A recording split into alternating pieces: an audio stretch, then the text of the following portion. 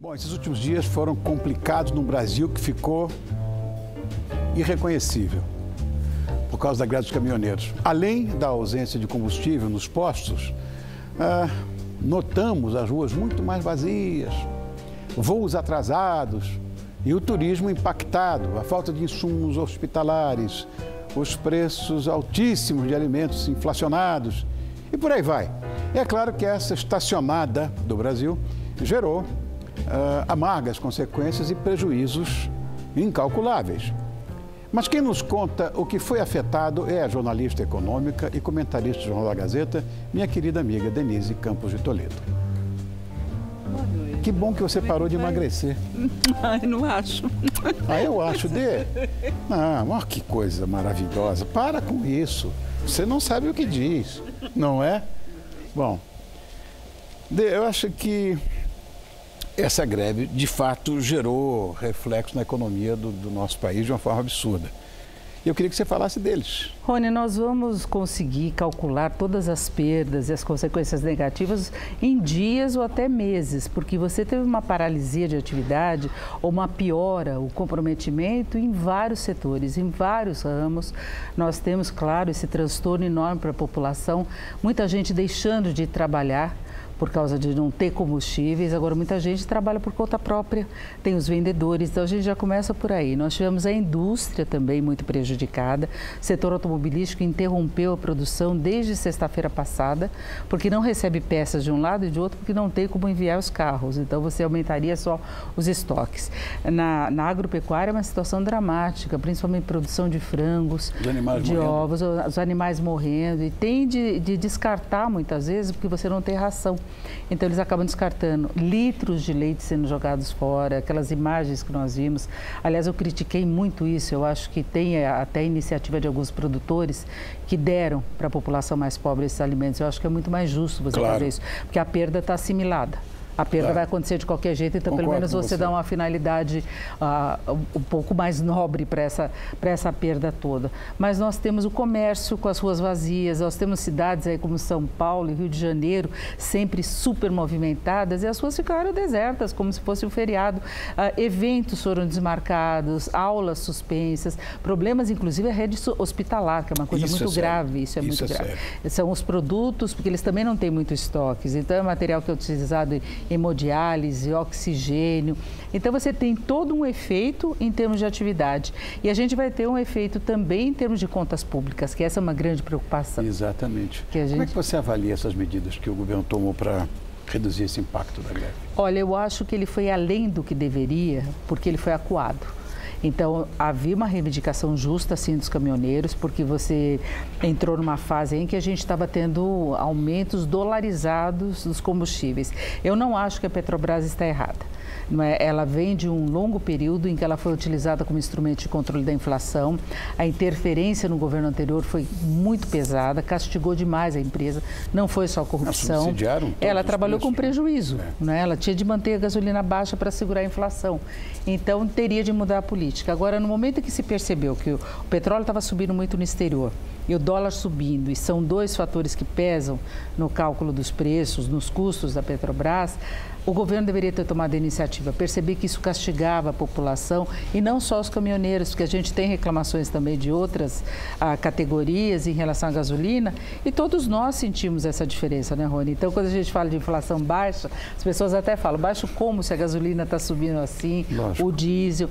Então, o governo acho que cedeu além do que poderia, porque ele viu que o movimento alcançou uma proporção muito grande. E a gente vê que continua ainda uma pressão muito forte. Isso é muito reflexo também da fraqueza política, né? Isso é muito complicado. Seguramente. É inabilidade para lidar com a situação, é um governo acuado, que não sabe muito bem como lidar, menosprezou o movimento, porque ele já tinha alertas desde o ano passado. Exatamente, eu ia falar exatamente sobre isso. Já sabia que essa bolha ia estourar. Exatamente. Isso devia ter sido tomado, quer dizer, como providência muito tempo atrás, o ano passado. Porque tinha problema do frete, aquela cobrança do eixo quando não estava sendo utilizado em pedágio. Agora, tem um lado aí que a gente sabe que os estados, que o governo federal lidam com uma dificuldade enorme em relação às finanças. Necessidade de ajuste, de obter mais receita.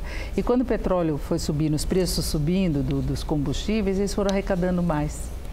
Então, tinha esse lado. Você ganha mais ICMS, porque ele tem uma alíquota, o preço é maior, então você recebe mais reais. O governo, a mesma coisa com PIS, COFINS. Então, vai é o país dos impostos. Você começa a falar, você não para mais. É tanto E não é só para caminhoneiro, né? Para todo mundo. Todo mundo. Para todo mundo. Pobres de nós, né? Bom, e por causa dessa escassez, inclusive, a minha preocupação é o preço dos alimentos, que foram impactados. Mas o meu medo é que eu tenho ouvido muito isso, e você, como economista, você vai dizer para mim, isso não vai ser da noite para o dia. Não. Isso não vai estabilizar esse preço. Você teve perda de produção. Exatamente por isso. Então, a demanda vai ser grande, eles não vão ter estoque para isso, e vão pagar 1 quilo de tomate $1 milhão, já. Não chega tanto, mas é um setor em que normalmente o preço já é definido pela oferta e pela procura. Claro. Depende da safra. Quando a safra vem bem, os preços caem. Quando não é uma boa safra, e aí nós tivemos essa safra, entre aspas, comprometida. Então os preços vão subir. A gente vê que tem vários produtos que sumiram. Os produtos in natura nem poderiam sair mesmo para serem transportados, porque ia perder tudo nas estradas, né? Carne. Então, você tem várias mercadorias que não podem sequer ser transportadas, mesmo que se tente furar um pouco o bloqueio. Então, e aí a normalização demora. Claro. E você perdeu de produção, você vai ter que recompor. Tem um certo abuso sempre, claro. Quando você tem menos oferta e todo mundo procurando, vai comprar mais caro. Como aconteceu, a gasolina chegou a ser vendida em Brasília a quase R$10 o litro. Meu Deus do céu. No final de semana, se teve esse valor. E aí a pessoa paga, né? Tem que depois pegar a nota lá, o recibo e reclamar. O PROCON estava recebendo as queixas, mas um desespero, você sem combustível, sem ter como se locomover, você acaba pagando, né? Você estava comentando do que custaria ao governo esse acordo. Fala. Olha, em princípio, alguma coisa em torno de 9,5 bilhões por aí. Mas pode chegar a 13, porque tem aquela contrapartida da reoneração. A gente precisa ver se o Congresso aprova integralmente da forma como estava.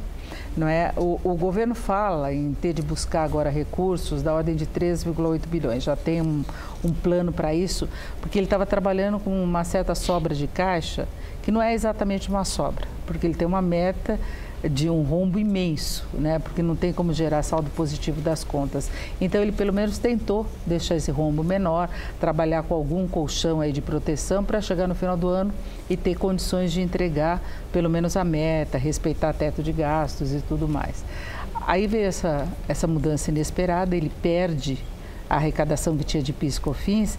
E é importante lembrar que eu falava dessa imprevisibilidade do governo, da falta de ação, que no ano passado ele tinha elevado PIS e COFINS sobre os combustíveis, porque é um imposto que você arrecada mesmo, é garantido, é quase uma CID. Né? Todo mundo consome e aí entra no cálculo e é obrigado a pagar. Isso foi um reforço de caixa importante. Só em abril já deu uns 2,5 bilhões.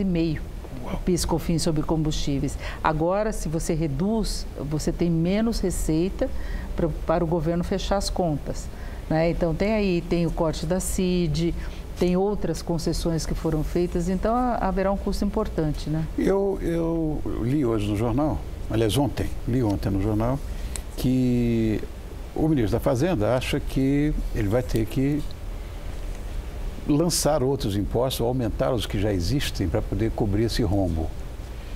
Ou reduzir despesas, e aí as despesas a gente vê... Jamais vão fazer, nunca fizeram. Não estou falando daquelas despesas que a gente quer que eles cortem, eu estou falando daquelas despesas em áreas prioritárias. Tá. Aí eles pegam só o que eles têm de destinar obrigatoriamente por lei, saúde, educação, corta o resto. Mas esse investimento corta programas, não é despesa, né? Corta investimento.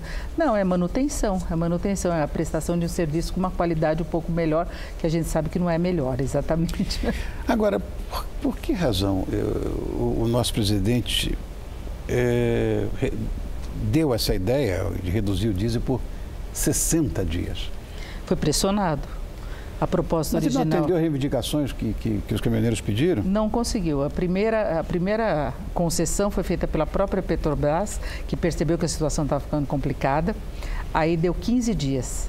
Né? Seria um prazo para o governo negociar algumas alternativas, inclusive negociar com os governadores, porque o ICMS é o imposto que mais pesa na composição do diesel. Então ele deu 15 dias, não adiantou. A mobilização ganhou força. Aí o governo resolveu apresentar uma proposta, o presidente Temer até fez o pronunciamento dizendo que estava aceito, que estava acertado, dando aquela garantia de segurar os preços por 30 dias e depois ia subsidiar a Petrobras, bancando a diferença. Né? Isso também entra nesse cálculo do custo agora que o governo vai ter de bancar. Até o final do ano daria uns 5 bilhões, né, por aí. Também não foi aceito. Aí entrou a questão do frete, teve a questão da contratação de caminhoneiros autônomos, teve do eixo. São Paulo apresentou essa proposta mais ampla, né? O estado de São Paulo. O governador Márcio França lançou essa ideia no final de semana, conseguiu o apoio de outros representantes aí dos caminhoneiros. Mobilização também continuou. E aí o governo acabou ampliando essa ideia, fazendo outras promessas e a gente vê que ainda há uma certa resistência e mais do que isso, aí você tem outras categorias querendo aderir, porque o governo está tratando especificamente do diesel. Agora tem outras categorias que utilizam gasolina. Claro. Já tivemos problemas com relação ao botijão de gás lá no passado, não sei se você lembra, foi. Que a própria Petrobras depois alterou, que também estava vindo com reajustes aí seguidos e aí mudou o cálculo para cada 3 meses. Agora é um momento que a gente vê essa pressão no exterior, o petróleo está subindo, nós temos um aumento do dólar frente a outras moedas no exterior por causa de decisões, principalmente de Donald Trump, questões geopolíticas, aqueles movimentos de aversão ao risco do mercado. Então, o dólar sobe lá fora, sobe aqui. Claro. Né? O Banco Central estava até atuando mais no câmbio para segurar. E se não tivesse explodido essa greve, possivelmente o Banco Central estaria segurando muito mais o dólar. Porque o mercado tinha dado uma acomodada. Tinha mesmo. Tinha. Agora, ontem, da janela do meu camarim, eu vi uma manifestação. Meia dúzia de pessoas e tal, mas fazia um barulho bastante grande. Em relação à greve dos petroleiros, que deve começar amanhã, quarta-feira, né? E aí? Aí complica muito mais. Aí complica muito mais, mas porque aí vai ter eles caminhão, vão... mas não vai ter combustível. Exatamente, mas aí é um produto estratégico. Eu acho que as punições, que eles até ameaçaram prender também os caminhoneiros, no caso das refinarias a situação é mais complicada. E eu acho que aí o governo não pode. Agora é uma situação muito delicada, porque a gente percebe que boa parte da sociedade ficou a favor Isso que eu ia perguntar para você. Mesmo sofrendo na pele. Por que a população está a favor da greve? Insatisfação com o governo, com a situação atual, com a situação de crise. Então você vê uma categoria que ganha força e consegue colocar o governo contra a parede, então você tem essa adesão de se querer o pior. Eu acho que é uma coisa até muito perigosa. Sem dúvida. Uma coisa é você apoiar, a outra é as pessoas quererem que o movimento cresça. Talvez para quê? Para fora Temer. Eu vi grupos, inclusive, defendendo intervenção militar. Se chega a esse ponto de insatisfação, de você apostar no pior, né? Para ver se muda essa estrutura toda que a gente está vendo. Não, essa história da intervenção militar é uma coisa... Você não tem ideia que força que tem isso. Então, nós tivemos... em tudo quanto é canto nós agora, vimos manifestação na Paulista. Eu cheguei a ver uma faixa colocada em uma das refinarias lá do Rio de Janeiro. Então, você vê que as pessoas estão se manifestando caminhões, pensando inclusive, nisso. Intervenção militar, querendo intervenção militar. As pessoas não estão avaliando bem o quanto que essa raiva da política brasileira, essa insatisfação com a economia podem levar o Brasil para uma situação muito pior. Eu acho que é preciso dosar as coisas, sabe? Você vai numa situação extrema em que a economia e o país podem mergulhar numa situação de caos mesmo. Então, não dá, você tem que ter um mínimo de racionalidade. Então, tinha reivindicação justa, sim. Era uma situação assim sustentável, não dava para o caminhoneiro viajar sem saber quanto que ele ia pagar o diesel na volta, porque a viagem é longa e o preço ia mudando todos os dias. Então você tem que fazer uma revisão por aí. A cobrança do eixo também, quando o caminhão está vazio, também eu acho que é uma coisa muito injusta. Agora, chegou num ponto que o governo cedeu, tá? Por mais que ele seja fraco, vamos tentar acertar essa situação e não aproveitar também as outras categorias irem no embalo. A sociedade vai ser castigada, a população, são dificuldades enormes, as pessoas tendo de deixar de ir a determinados compromissos, atividade profissional e até a saúde que a gente falou, né, Oni? Denise, meu amor, como é que eu faço para te agradecer? Imagina.